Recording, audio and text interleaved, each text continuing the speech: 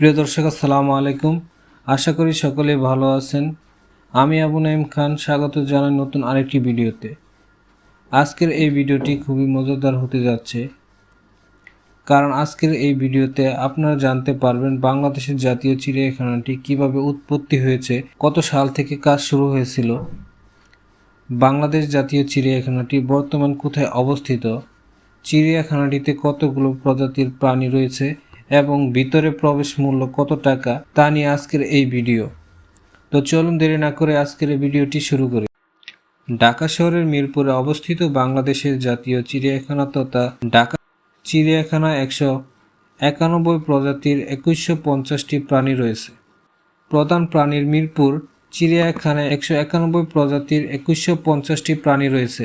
এছাড়াও পাখিদের মধ্যে হাড়গিলা, কালো গলা বক, রাজধনেশ, ইমু, ময়ূর, সাদা ময়ূর ইত্যাদি মিরপুর চিড়িয়াখানা পাওয়া যায়, যার মধ্যে রয়েছে রয়্যাল বেঙ্গল টাইগার, এশীয় সিংহ, লুনা পানির কুমির, ইম্পালা, ইমু, টাপির, এশীয় কালো ভাল্লুক ইত্যাদি। ঢাকা চিড়িয়াখানার অন্যতম আকর্ষণ হচ্ছে এই রয়্যাল বেঙ্গল টাইগার। এদের গড় ওজন 180 থেকে 240 কেজি। এরা দক্ষ সাঁতারু বা সাঁতার কাটতে সক্ষম। প্রায় সব প্রাণী শিকার করে খায়, বিশেষ করে হরিণ, মহিষ, বন্যগরু, সজারু মাছ, কাঁকড়া, কাছিম এদের পছন্দের খাবার। বনের রাজা সিংহ, আফ্রিকা ও ভারতের গহীন জঙ্গলে এদের দেখা পাওয়া যায়। মাংসাশী ও হিংস্র, এরা দলবদ্ধ হয়ে শিকার করতে অভ্যস্ত। এদের গড় আয়ু 15 থেকে 20 বছর।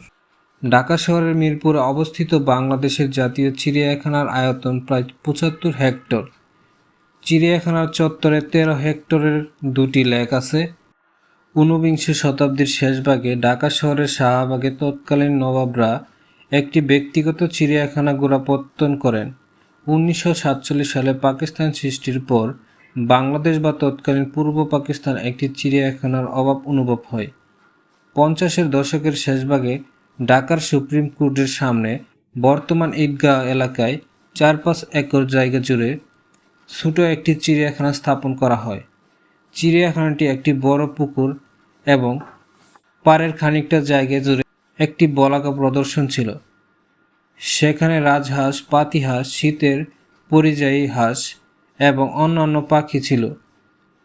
হাড়গিলাস, সারস এবং ময়ূরও প্রদর্শিত হতো।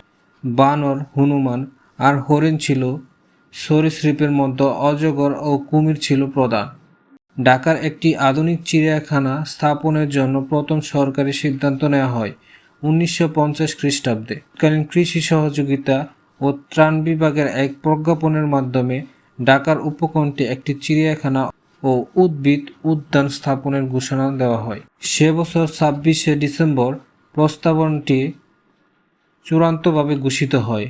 এরপর চিড়িয়াখানা স্থাপনের কোনো প্রকার উদ্যোগ ছাড়াই 1 দশক পার হয়ে যায়। 1961 সালের 11 মার্চ খাদ্য ও কৃষি বিভাগের এক প্রজ্ঞাপনের বরাতে এক উপদেষ্টা পরিষদের নাম ঘোষণা করা হয়।